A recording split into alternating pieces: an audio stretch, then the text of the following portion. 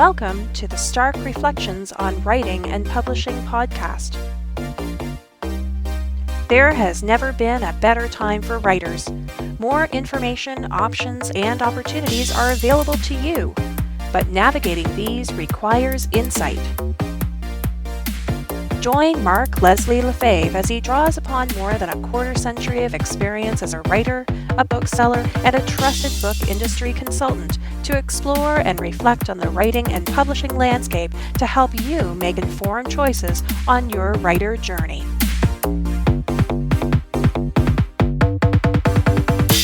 Hello, Reflectives, and welcome to episode 66 of the Stark Reflections podcast. This is your host, Mark Leslie Lefebvre. The personal update for this episode is going to be relatively short because I just recorded episode 65, and I am in the process of recording episode 66 and producing it in order to pre-schedule it. As I record this, it is Saturday, March 10th. We had to spring ahead, so we lost an hour of sleep. And early in the morning on March 11th, Liz and I will be flying out to a beach destination vacation. It's actually the first one of these kinds of vacations I have ever been on. And so I have promised Liz I will not do any work on this vacation. I'm bringing my laptop because I just can't be separated from it, and just in case, and that's maybe in case I want to do any writing while I'm there. But plan on doing lots of reading, lots of relaxing, lots of sleeping, playing some sports, doing some swimming, etc., all the vacation things. And I also promised I wouldn't be working on the podcast, so I wanted to get this out of the way on the Sunday so we can actually go and enjoy some fun in the sun. So I'm going to skip the personal update because I just recorded the other one for episode 65, and I'll get caught up in the new episode. I will be sharing a word, of course, from this episode's sponsor. This episode is sponsored by Findaway Voices. Findaway Voices is the premier way for independent authors to get their works out into the world. Whether you already own all the rights for the audio files and you want to use them for distribution, or if you're looking for support on getting your audiobooks produced. Right now I'm in the process of having This Time Around, which is the short story, 10,000 word short story that I originally wrote, which eventually got turned into the novel A Canadian Werewolf in New York. One of the reasons was when I showed it to my buddy Sean Costello, he finished the story, said, "Great, what happens next?" And we got into a bit of an argument. I said, "Well, it's over. That's the end of the story." And he goes, "No, there's all kinds of things. What happens the rest of his day?" And so the novel A Canadian Werewolf in New York sort of explores what happens next, because the short story is just the morning where Michael Andrews wakes up with a bullet in his leg in Battery Park and needs to get himself halfway across Manhattan, even though he has no clothes and he doesn't know what happened to him the night before. So Scott Overton, who is former radio host and amazing writer in his own right, he's a great speculative fiction writer. I've had the privilege of publishing one of his short stories in an anthology I edited. He has a great voice and a very voice that's in tune with Michael Andrews. So he's doing the short story, and that's being done through Findaway Voices. So as this episode is going out, we're just in the final stages of that. This morning, I listened to the first 15-minute sample that he submitted for it, and I'm really pleased, and I can't wait to get that out there and into the world. And if you're looking for ways to get your works out and into the world, your audiobooks out into the world through Findaway Voices, you can check out how they can help you get your books into all the systems, including Audible, Kobo, Apple, Nook, Google, and a variety of other platforms, including library markets, which is where I've been making most of my money on audiobooks. You can check them out at starkreflections.ca/findaway. Well, that's it for the introductory chatter for this episode.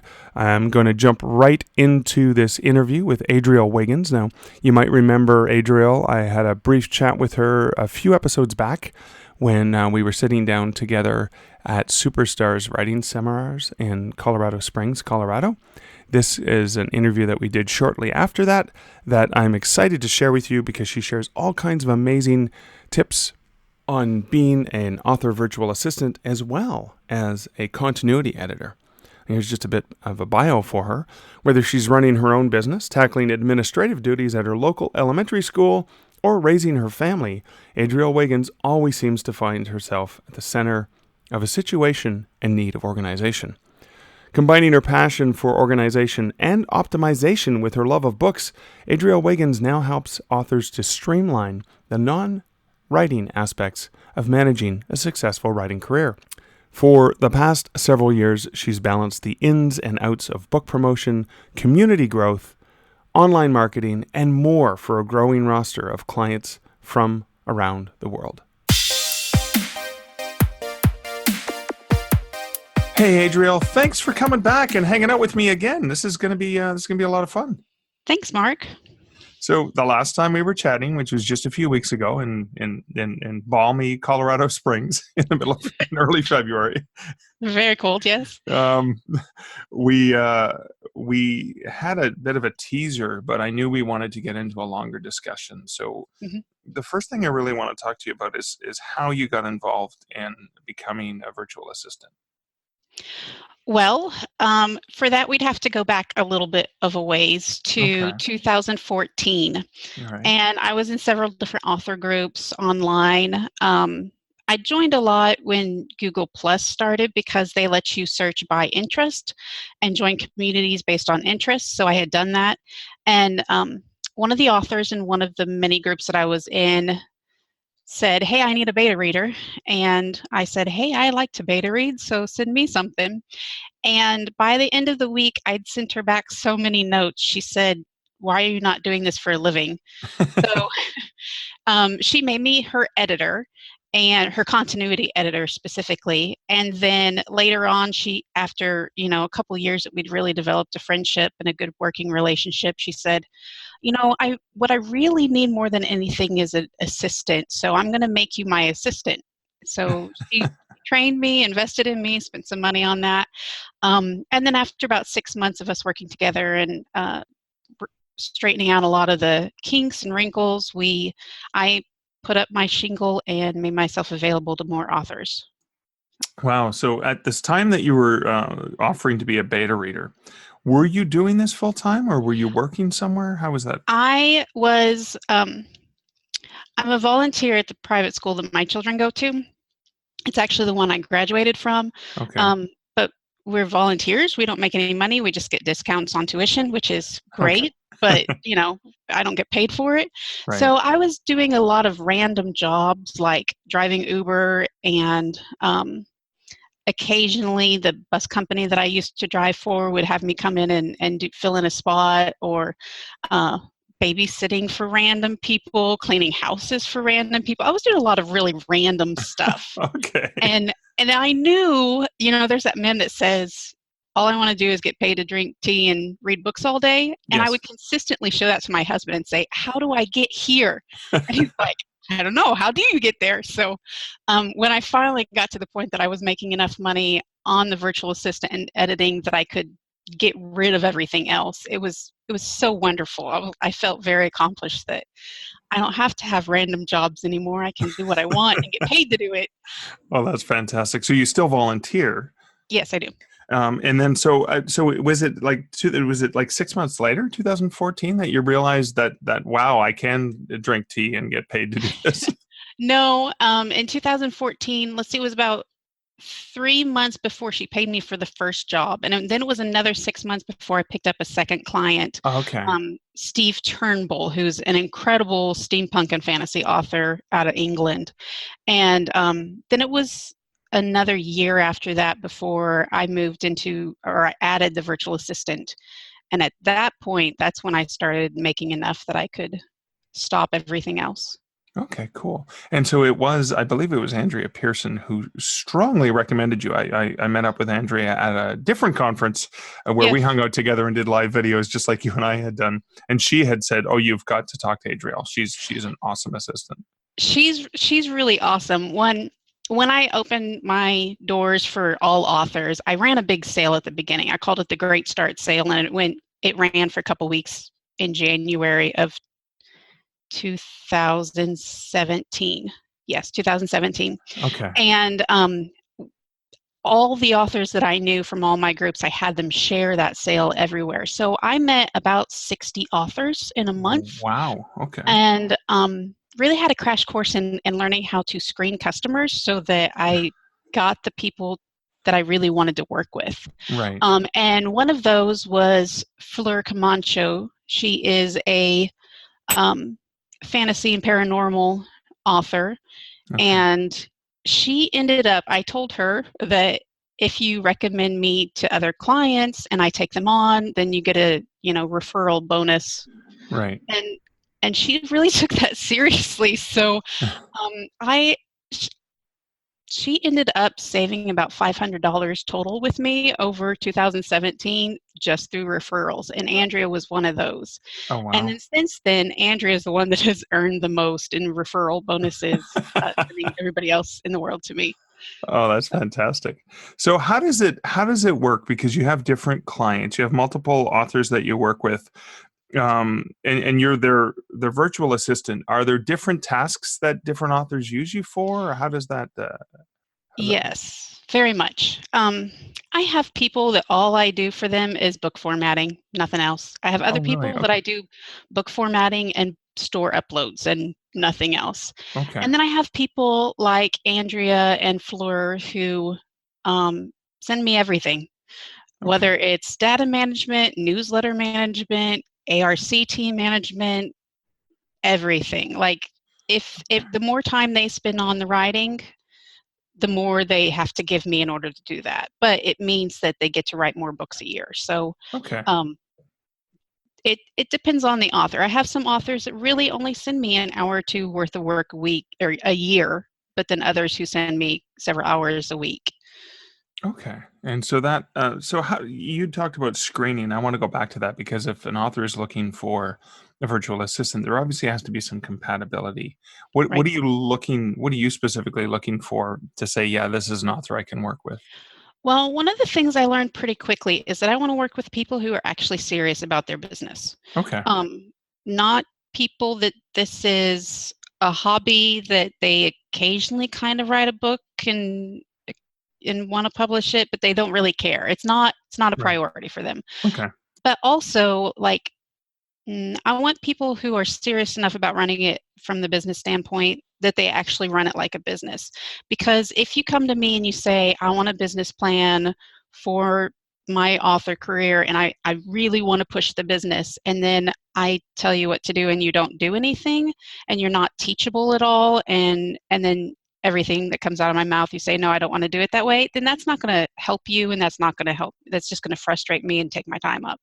So I had to learn how to find people specifically who were willing to take direction, Right. but then also have a back and forth with me that was constructive rather than just a no, I don't want to listen to anything you have to say. It's not that I'm so set in my ways and how I think a business should be run that I won't listen to an author. I mean, ultimately, they are the boss. But if if all of my advice is immediately rejected, then that's not going to do any of us good. Um, so that was the main thing I learned. I also, I learned some things about personalities, and um, there are certain groups within authors that are very politicized, whether it be around KU versus Wide or whether it be around actual American politics, or whether it's around we should all support our authors or backstab each other. I don't know. There's all kinds of things, right? Right. Um, and pretty much I want to work with people who don't notice or participate in all of that. I want to work with people who they're in it for the business, and Right. and they're going to do their best in that and not get sidetracked by those other things. There's other distractions that keep you from Yes, writing and producing books and satisfying your readers. exactly. So it seems like with some clients, they send you everything and you just take care of things for them. So you're the actual a doer, where they, Right. they trust you, and you manage those things for them. And then there's other instances where the author, you teach them how to do it. So in some cases, you're teaching the author how to fish, in the other cases, you're fishing for them. Is that true? Yes, sort of. That's a good way of looking at it. Um, I I have had some new authors that came along and said, "I hear you know how to run a business," and I say, "Yeah, okay." So we sat down and we created a plan and really moved forward on, all right, if you want to make X amount a year, then you need to do this, Right. and I can take all these tasks off your plate and let you write. Okay. Um, so that's kind of how that started. Is some people had heard that. Um, I had been trained in the business side of it, and so that's what they wanted was advice on the business. Okay. While So, others already had a business plan in place, they knew what they wanted, and I'm just there to help them accomplish that. all right. Okay. And that's how that sort of division comes up in terms of which pieces get completed. Right. So, a writer is trying to figure out whether or not a virtual assistant, whether either they're ready for a virtual assistant or whether they can afford it. How does this work out? I mean, for example, let's say, wow, I spend is it a matter of I spend X amount of time on my newsletter and that's 3 hours a month and I don't have time for that and I could use that. If I had those 3 hours for writing, I could earn X. Is Right. that a way to figure it out? Sort of, yes. So the question is, you at the end of the day consistently find yourself saying, I ran all day long and I didn't accomplish anything. Okay. How much of my time am I spending on the business side versus how much time am I spending on the writing side? Okay. We always want your balance to go in favor of writing. So if whatever's going on in your business right now because opportunities came up and you took them, or because there's just so many sales going on right now, or you've got a big marketing plan that's boosting out right now, if you're spending more time on all of the business stuff, and I'm not talking about a day or two, I'm talking about over several months, than you are on writing, then your balance is kind of out of whack and we need to shift that back. And that's the point when you say, okay, I need help from someone. And a lot of authors, especially a lot of indie authors, they start out and they do everything themselves. And that's really good. That gets your feet wet, that teaches you how everything works. And, then you have a greater appreciation for all the vendors that you end up working with. And I highly recommend that for indie authors at the beginning. But then you get to the point that you're not really a great cover designer, so you're spending like 50 hours a month on cover design and you're still not happy with it. It might be time to hire a cover designer. Right. You really don't like marketing, you don't like running Facebook ads, but you know you need to, so you spend 30 hours a month on it. It might be time that you actually hire someone to do that. Okay. um, but that's what it comes down to, is where are you spending the majority of your time, and is the stress from doing all the business stuff affecting your writing and your life? Okay. So, what is a typical range that an author could expect to pay for a virtual assistant? Again, looking at this is how much money I make. This could save me this much time. This is what it would cost. Is it a per hour? Is it per project? It depends on the author assistant. I have two different ways to do it. Okay. One is hourly, and that's most miscellaneous tasks, Okay. things like running the ARC group or newsletters. Um, and that I charge 40 an hour, Okay. and that's pretty standard for the industry right now. I'm a tad on the lower end. Right. Um, and then the other one is flat rate fees, and those are for very specific services like book formatting, book uploads, the continuity editing. I also proof audiobooks. So if you send me Oh, your audio files and I make sure they actually match your books, okay. and let the narrator know that. Um, so all of those things, those are flat rate fees that I know how much time I'm going to spend, and I give you a fee up front that no matter how much time I spend on it. Okay, so an author is listening to this and they're really excited and they go, "Oh my God, she'll proof an audio file for me." Where do they Yes. go to find out? Oh, how much is that an hour? Or that's a flat fee. How Right. much? How much is that? And where do I sign up? Or are you Okay. accepting new clients right now? For all of my services and all of my prices, you can go to adrielwiggins.com/pricing. Okay, Pricing. Yes. So that's ADRIELWIGGINS.com/pricing. And that has all of my fees stated right there at the top of the page. So you can look at, Dragon manuscript and audio proofing versus continuity editing versus formatting. Um, right at this second, I am not taking on any new clients. okay, Um, some things in my life went crazy in the last month, so I will be available for editing clients again in August. okay, Um, and I might look at more VA clients at that time.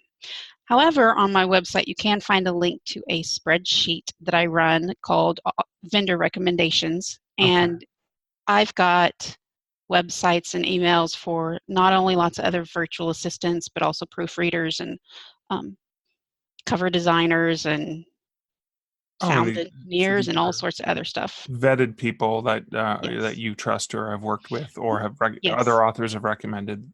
Okay, Yes. that's fantastic. All of these people, I've either worked on projects with them or my authors have and loved them, or they're in a group that I know that is a vetted group and I can trust them. Okay. So you had mentioned this, and this is something I wanted to dig into because I think it's important. Is you talked about continuity editing, and a lot of writers, when they hear the term editor, they immediately think, "Oh, a proofreader, someone who's going to find typos and maybe some grammar stuff." That's not true. What is continuity editing, and then why is it important? Okay. So there's um, essentially four different types of editors, and most people forget about continuity, so they only think there's three. Um, Okay. the first is development editors. They're Okay. the ones that are going to see your absolute worst manuscript ever, and they're going to tell you how to rewrite it so that the story works really well. They focus on Right. plot and characterization. The second one is copy editing or line editing. It depends on who you ask. Okay. But they are actually the most common and they are the most needed. They're going to look at things like grammar, um, and some developmental and some continuity, and but really what they're doing is word by word, line by line, they're going through your book and tweaking it and making it Right. perfect. And a really good copy editor is going to help you with things like register and dialect as well. Okay. um, they're going to do what Grammarly cannot do. Okay. I mean, Grammarly can do a lot and Right. it's great, but a really good copy editor is going to be even better than that. Right. And then the third most common that people remember is a proofreader. And that's, you've got your ebook and your print PDF, and this is the person that's going to go through those and say, oh, we missed a comma here, or we missed a Okay. period here, we should do a new paragraph here. And they're the last line of defense before you put your book up for sale. Right. So what a continuity editor does is um, sort of like a continuity editor for TV and movies. Pretty much we're making sure that none of the details change throughout the book. This is most helpful for series, especially when you've built your own world, like in a fantasy or sci-fi world. When you create a world from scratch, there's a billion little details that you have to know. Even if you're just doing one of those things that it's our world, except one little thing is different, and that one little thing shot off all sorts of changes. Right. Even that, you want to be able to track that. Um, and so what I do best is I come in on, say, the second book of a series, or even if the first, if the author knows ahead of time what the series is going to be like, and I start keeping track of everything. And I create essentially the series Bible on what your world is, who all the people are, what their backstories are, what they look like, what they've done when they encountered this or that or the other thing, when they broke their leg, where the tattoo on them is, everything. Wow. And then as you write each book, I make sure that everything agrees with all of that and that nothing changes. So I have one author who always sends it to me with the beta readers. So I get a pretty early draft, and I might do it. I'm also her proofreader though, so I'm at the very end as well, which means that I still get that final look at it to make sure nothing changed in the edits after it came back from the editor. I have another who sends it to me while he sends it to his copy editor. Right. And that means when he gets both of ours back at the same time, he can go through and make changes based on what we both say. Okay. And I leave enough comments to say, this is why I changed this. So if the copy editor says something different right there, he knows why I said what I did. And then I have another who, after it gets back from the beta readers and after it gets back from the editor, they send it out to me when they send it out to their ARC team. Okay. So I'm getting the ARC version, but then they incorporate my edits before the very final version that gets put up for sale. Right. So it depends on your workflow and how you write versus edit, where you fit me in. Because it almost sounds like these, like the arcs that go out, for example, even especially if they're printed arcs, that if the tattoo moves from the left thigh to the right thigh or something like that on a character, that could be a collector's item. Because I have the special. There's only 6 copies of this book in print. Right. But it sounded to me like that you may want to use a continuity editor at the same time as your developmental, or somewhere in the same, like early on, because what if the continuity is something that's critical and is a plot, like a significant plot device, or character trait that is critical that can't possibly be, because Right. the whole thing hinges on it. That's actually only happened to me once, really. Because most of what I work in is the little tiny details, the things, if your main character's third cousin's uncle's best friend Right. is bald, and then the next time we see him, he has red hair. He joined a hair That's club for men. That's why. right, Yeah. right. There's a story. There's a side story about just that. So that if you're not tracking that character, they're so minor that you barely even think about him. You're Right. not going to remember that he's bald. Right. You're going to remember that your main character has black hair, but Right. you're not going to remember about that other guy over there. Okay. And that's kind of what I specialize in. And really, truly, there's only been one time that it was a big plot character issue. And as soon as I saw it, I called the author up and I said, this scene is wrong, just this one scene, because of X, Y, and Z. And she goes, oh, you're absolutely right. Okay, let me send you that chapter again tomorrow. So he sent me just that chapter rewritten, and it was perfect at that point. So, but I do see what you're saying, and yes, I could see, especially if you're a new author and you forget stuff like that. Right. But a lot of the authors I worked with are experienced enough that they can keep track of their worlds mostly, and their plots mostly, and their characters mostly.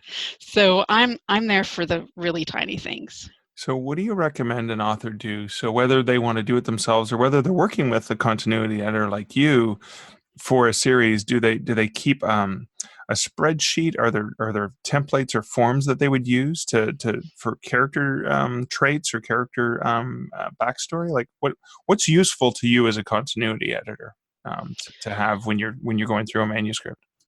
I actually give all of that to the author. I create a spreadsheet with several different tabs. One is just people and groups, one is places and items, and one is timeline and events. And so I create that from scratch, and I make it so it's searchable and indexable by the author, and they have access to it. So when they're writing the next book, they can go, oh, there's someone there that I need. Who is it? And search through it. But I don't need that from the author. I just need all the manuscripts in that series. Okay. So, and then a lot of times, especially if it's a second or third book that I'm jumping in on, they will gift me the published versions of the original books Right. so that I have the official, this is what everybody sees version that I'm comparing it to. Okay. And then a lot of times, especially with the really huge series, I'll go back through toward the end of the series and make sure that the finished published versions of everything did actually match my edit changes that I suggested. Okay. So that, I get free books. That's what I do. That's great. It's again back to that dream that you told your husband you'd love to be able to do. Exactly. So I have to ask then, when you are reading for pleasure, do you find yourself, does the continuity editor jump up and say, wait a second? It's really bad, especially if I just finished a continuity editing. Like, even as a beta reader or an ARC reader, both of which I do, but I'm not paid for, so I have to be really selective about who I pick for those. Right. Those are completely different thought process when you're reading than when you're editing or when you're reading for pleasure or when you're reading for the purpose of a review even. So like I definitely, it's normally, if I'm switching between one type of reading the other, it's normally a couple chapters in that I'm all like, oh wait, I'm still in the wrong mode and I need to switch over now. But yes, there's never been anything I read for pleasure that the continuity was so egregious that I actually wrote the author and told them. But there was a couple times that I was tempted. But in the end, I was like, I'm probably the only person in the world who noticed that, so it's totally okay. I'm going to let it go. All right. Yeah. Yeah. That's hilarious. So let's go back to Superstars writing seminars, which we were both at a few weeks ago. I thought it would be useful considering that you're an industry professional. I learn new things there every year. I'm curious, what were some of your takeaways from the conference this year? Oh, it was so huge. There were so many things that happened, so many classes that I really enjoyed.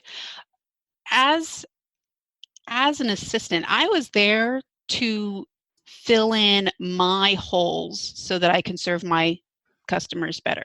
Okay. So I have an author who writes a lot of short stories, and her novels are being published. Right. But one of the things I do is regularly submit her short stories to different publications, whether they be anthologies or magazines or, whatever else. And I always felt like I was terrible at query letters. I mean, like really bad at submission letters and cover letters. So Right. I went to the class on that so that I could learn how to do that better. And I have one who hates Amazon's algorithms because she just feels like it doesn't matter what she does, she's pounding her head against the wall with them. Right. So I went to, even though I've taken many classes on Amazon's algorithms, I went ahead and went to the class to see if I could learn anything more. And you know what? He did. He taught me about that new program, or probably not even new, but Yassiv, that I'd never heard of, and I definitely never used it before. And I went home and I used it a lot. So yeah, I definitely was in it for a different reason. Right. And had a different mindset than most authors that would have been there. I don't know if there's one thing I could say, do this and take it away.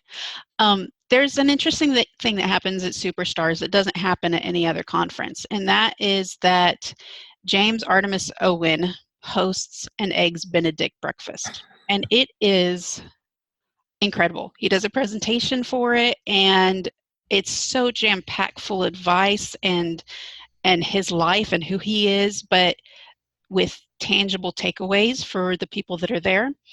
And I went to that, and he gave everybody a little card with a quote from one of his books on it. And mine was, "Other people will only value you as much as you value yourself." And I saw that, and I thought, why did I get this one? Because I value myself just fine. And then I had lunch with somebody the next day, and he asked me what I was charging. per hour, and I told him, and he said, "No, raise that immediately." So um, apparently I wasn't valuing myself enough, even though I thought I was. But see, he was the third person to tell me to raise my hourly rate to that Right. next level. So I said, okay, I give up. I'm raising it now.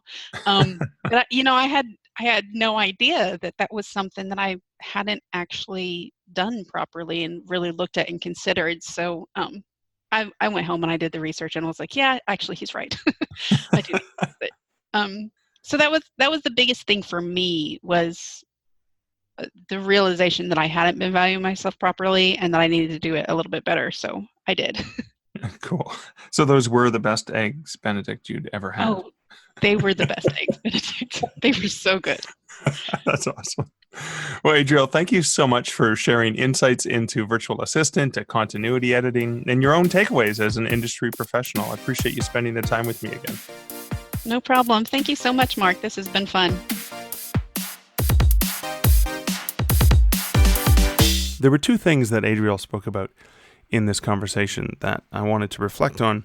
The first was the way that she filters the authors she's going to work with, either as a virtual assistant or as a continuity editor. And she's looking for authors who are actually serious about writing. That is not a hobby for them, that it's something that they're very serious about. And then the other thing was related to the quote she got when she was at the Eggs Benedict breakfast with James Owen at Superstars Writing Seminars. And that was the importance of valuing yourself. Now, as a professional who charges for her time, that's an important thing. But I think there's a way to look at that as a writer as well. This is something that I've long struggled with, and maybe something that you're struggling with if you're still at the beginning phases of your writing, or maybe you've been doing it for a long, long time. Because if you're traditionally publishing and you're looking for editors and agents and getting the work out that way, it's a very long haul between getting that manuscript ready and then submitting it and it being out in the market. Even once you've sold it to a market, there's a long lag period before the money comes in, even on an advance. They come in small chunks and they don't come in immediately. And it may be years before that work is published. Or if you're self-publishing, there's the work and effort that you put into it and hiring the people. And so you've invested time, energy, and money in terms of getting it out there. And then there's that return on investment that may not be immediate, right? You may not be making your money back in the first 30, 60, 90 days. It may take a long, long time. And so I remember back to the days when I was first starting writing, and I was very, very serious. I was working evening jobs out of university. So I was working multiple part-time jobs, and a lot of them were in the evening. So I'd get up early in the morning and I'd work on writing. And I remember having to struggle with my roommates because they looked at me doing nothing, like I had free time, even though I was very serious. I closed the door. I hung a sign on the door that was a writer at work kind of thing, and I took that time very serious. But it was really, really difficult to get other people to take that time serious, and it's in particular difficult for people to take that time seriously if you're not yet earning full-time income as a writer, because it may be seen as a waste of time. And so learning to value your writing, not just the writing and how much you're willing to sell it for, or the price that you set when you're self-publishing. And I know I got to a certain point in my career where I wasn't willing to take less than professional rates for short fiction that I sold. And with self-publishing, I do sell some things for 99 cents, and I will discount novels down to that for limited time periods. And I will offer some work up for free as funnels into my work. But the valuing of the writing that you're putting out there, and recognizing that for every unit sale, there needs to be some money coming in. And so I'm not just talking about the valuation of the writing itself and how much you earn per unit sold or per story that you sell to a market. I'm talking about the time that you invest in your writing and how seriously you end up taking yourself. When you commit to a project, when you commit to getting some writing done, when you put an appointment in your calendar that says you're going to write for 20 minutes, for an hour, for 2 hours, how seriously are you taking yourself? Are you actually honoring your own commitment? Are you actually honoring your own value as a writer so that you can actually spend the time getting that writing done? That's an important thing to consider, particularly if you're not yet at the phase where you're earning a big income. Because if you're earning the income, then it's very easily justifiable to those around you, because you can say, well, look at the income I've earned off of Amazon and Drafted Digital and Kobo and all these other places where I'm selling my works. Or look at this contract I signed, or look at this advance I received. It's easy enough to turn around and say, well, look at how much this time is worth. It's a little bit more difficult to apply that when you're just starting out. So be wary of falling prey to that trap, of that self-fulfilling prophecy, or that chicken and egg thing, because you have to start treating yourself like a professional. You have to start treating your time as valuable and worth the money you plan on earning from your writing. So if you're trying to sell that to a short fiction market, think of that as 6 cents US a word. If you're thinking about this as a final volume that's going to be available for sale on online bookstores that you've self-published, think about the value you're going to get with each unit sale. So respect your own time, respect your own writing, and don't forget, it always starts with you. I like to think back to, I travel a lot and I'm on planes a lot, and oftentimes during the emergency procedures on the plane, which I'm sure you're all familiar with, they talk about when the airbags, when the oxygen masks deploy, make sure you put on your own oxygen mask first before you assist someone else. The same thing goes true with your writing. Make sure you take care of yourself. Make sure you put those needs to get those things done yourself first before you look out for those other people. Not to say you shouldn't look out for other people. One of the things I love about the author community is the support that we offer for one another. But make sure you're taking time for self-care. Make sure you're taking time to value yourself and your writing time. Well, that's it for episode 66 of the Stark Reflections podcast. This is your host, Mark Leslie Lefebvre. Thanks for hanging out with me again this week. I hope you enjoyed this interview with Adriel Wiggins. I'd like to say a shout out to all the wonderful patrons who support this podcast over on patreon.com/starkreflections. Thanks so much for lending your support for this podcast. The time and effort that you put into supporting the show in that way really means a lot to me, and I appreciate that. I appreciate the comments that people leave as well. You can always leave comments at starkreflections.ca, or you can @ me on Twitter at Mark Leslie, or even follow me on Instagram at Mark Leslie Lefebvre. Thanks for hanging out with me in episode 66.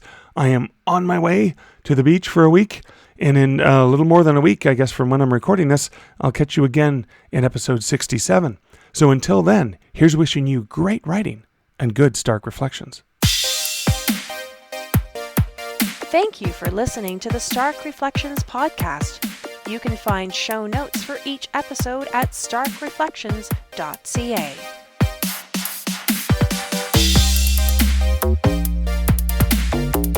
The music for this podcast, Laser Groove, was composed and produced by Kevin MacLeod. Check out more of Kevin's great music at incomptech.com.